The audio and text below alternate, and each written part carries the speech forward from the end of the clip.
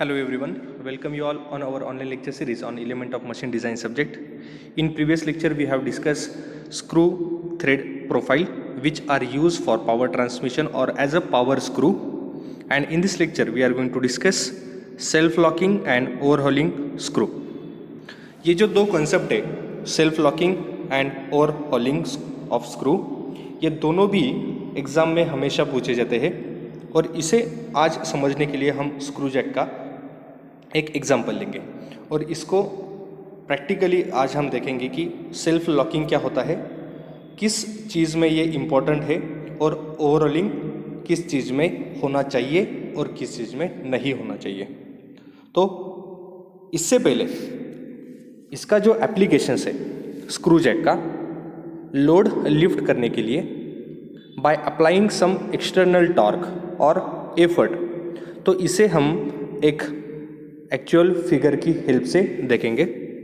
ये जो apparatus है इसे हम बोलेंगे आज स्क्रू जैक, और इसको रोटेट करने के बाद में अपवर्ड डायरेक्शन में और लोअर डायरेक्शन में, दैट इज़ डाउनवर्ड डायरेक्शन में, स्क्रू थ्रेड की हेल्प से ये मूवमेंट कैसे करता है इसे पहले हम देख लेते हैं। और क्लॉकवाइज डायरेक्शन से इसे रोटेट करने के बाद में ये अपवर्ड डायरेक्शन में मूव होता है और एंटी क्लॉकवाइज डायरेक्शन में रोटेट करने के बाद में ये डाउनवर्ड डायरेक्शन में मूवमेंट करता है। अब हम इसे क्लॉकवाइज डायरेक्शन में रोटेट करते हैं और इसकी मूवमेंट अपवर्ड डायरेक्शन में होगी। जैसे हमें इसे क्लॉकवाइज डायरेक्शन में रोटेट करते हैं, ये आप स्क्रू ध्यान से देखिए, और जब हम इसे डाउनवर्ड एंटी क्लॉकवाइज डायरेक्शन से रोटेट करते हैं तब ये डाउनवर्ड डायरेक्शन में मूव होता है। ये हो गया। यहाँ पे दो पॉइंट सबसे इम्पोर्टेंट है। First one is a torque required to raise the load by square threads and torque required to lower the load. That means when we put load at its top, that time the torque required to raise the load, that is capital T, and when we want to lower that load, that time the quantity of torque T, and both the equations are important one.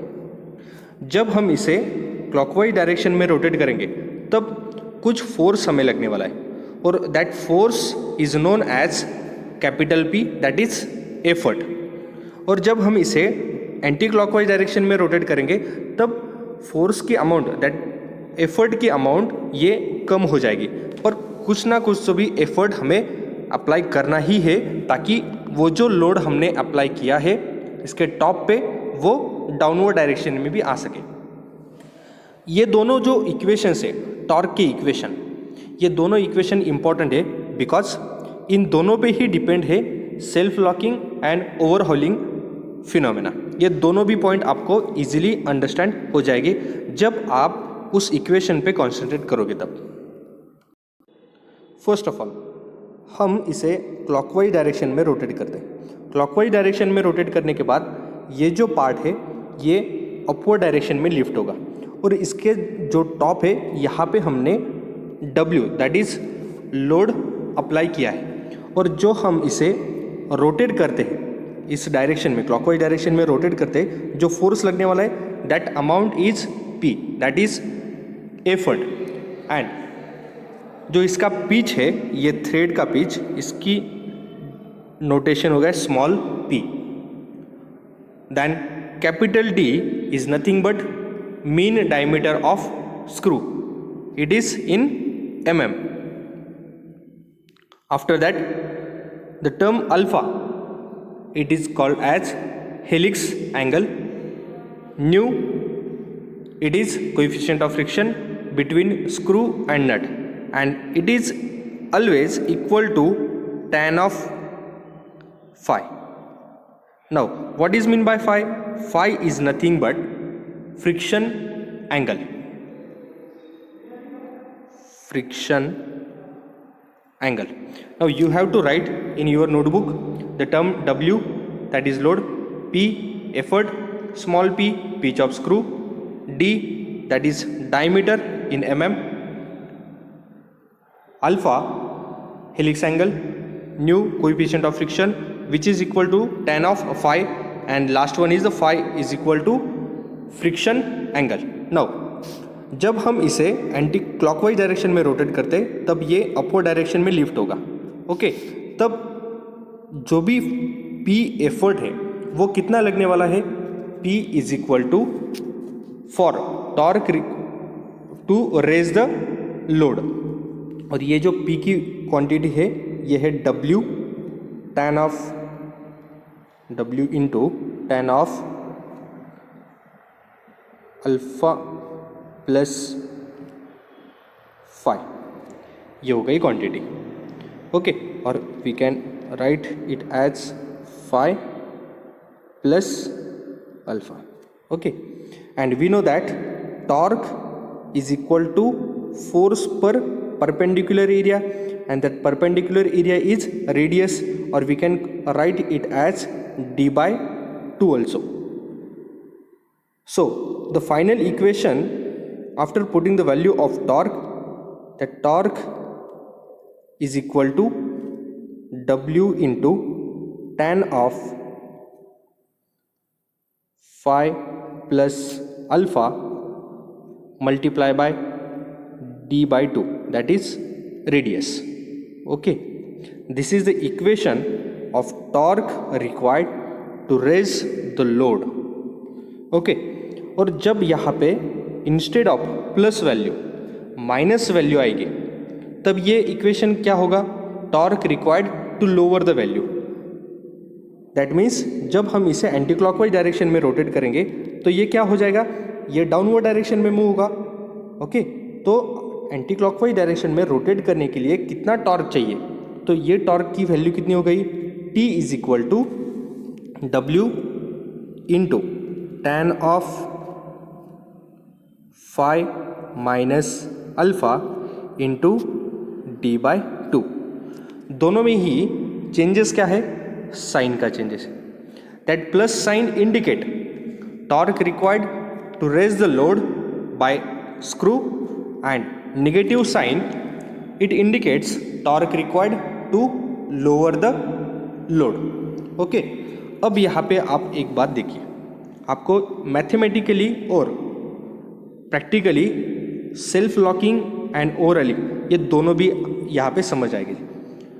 सबसे पहले mathematically हम यहाँ पे देखते हैं, अगर phi ये maximum होता है अल्फा से तो ये जो टर्म है हमने यहाँ पे ब्लू कलर से इंडिकेट की है, ये टर्म क्या होगी? पॉजिटिव हो जाएगी. ओके, और अगर फाई ये मिनिमम है एज कंपेयर टू अल्फा तो ये जो टर्म है ये निगेटिव हो जाएगी.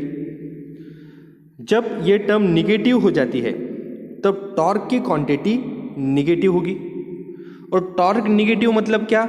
हमने कुछ एक्सटर्नल फोर्स अप्लाई ही नहीं किया.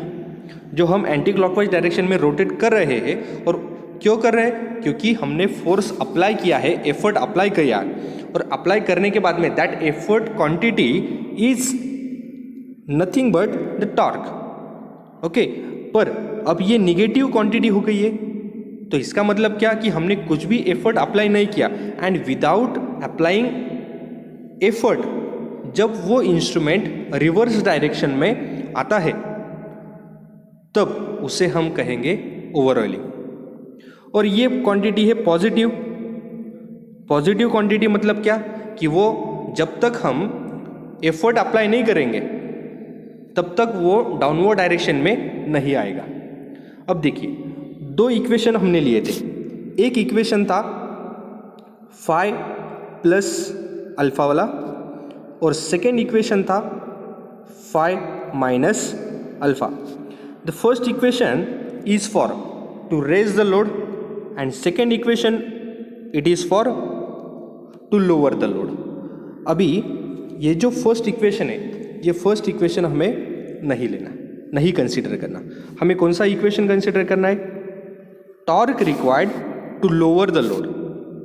And when we consider that equation, and based on that equation we are going to now check the both the terms that is self-locking and over-oiling. Now we will take the practical example. यहाँ पे हम रोप wound करेंगे और top पे हम load apply करेंगे और इसे क्लॉकवाइज डायरेक्शन में रोटेंगे. यहाँ पे हम लोड अप्लाई करते हैं, ये हो गया लोड 5 kg का. हम इसे टॉप पे यहाँ पे रख देते हैं. ये हो गया लोड W और इस रोप की हेल्प से हम इसे क्लॉकवाइज और एंटी क्लॉकवाइज डायरेक्शन में रोटेट करेंगे ताकि ये अपवर्ड डायरेक्शन में लिफ्ट हो सके. ओके, तो हमने इसे रोटेट किया और with the help of screw threads ये अपवर्ड डायरेक्शन में मूवमेंट होगा. अभी ये हो गया उसका रोटेशन. और जब हम इसे रोटेट करते तब हम P फोर्स अप्लाइड करते and P force that is effort, और उसे हमने मैथमेटिकली टॉर्क में भी कन्वर्ट किया, जो दोनों इक्वेशन आपने देखे थे. अभी यहाँ पे देखिए, फोर्स P अप्लाई करना हमने छोड़ दिया, पर ये डाउनवर्ड डायरेक्शन में अभी नहीं आ रहा. क्यों नहीं आ रहा? स्क्रू की वजह से ये सेल्फ लॉक हो गया. अगर ये डाउनवर्ड डायरेक्शन में मूवमेंट करता without applying reverse direction force, तब हम इसे क्या बोलते? ओवरऑयलिंग कंडीशन. मतलब रिवर्स डायरेक्शन में फोर्स अप्लाई ना करके भी वो डाउनवर्ड डायरेक्शन में जब ट्रैवल करता है तब वो सेल्फ लॉकिंग नहीं रहता. और क्यों नहीं रहता? क्योंकि अल्फा की टर्म ये लेस देन है फाई से. हम यहाँ पे मैथमेटिकली भी देखते हैं. ये कंडीशन सेकेंड कंडीशन हो गई. जब फाई की टर्म ये मैक्सिमम है अल्फा की टर्म से, तब हम इसे कहेंगे ओवरऑयलिंग कंडीशन. अब इस एग्जाम्पल में वैसा नहीं था. इस एग्जाम्पल में ओवरऑयलिंग नहीं था क्योंकि phi is greater than alpha. तो वो क्या था? सेल्फ लॉकिंग था. जब हमने एक्सटर्नल प्रेशर अप्लाई किया क्लॉकवाइज डायरेक्शन में, तब ये लोड लिफ्ट किया. बाद में रिवर्स करने के लिए भी हमें P फोर्स अप्लाई करना ही पड़ेगा. That means the phi quantity is greater than alpha quantity. Okay, ये दोनों हो गई self locking and overhauling conditions. And the another point in self locking is when the efficiency, that is eta, is less than 50%, then we called it as a self locking.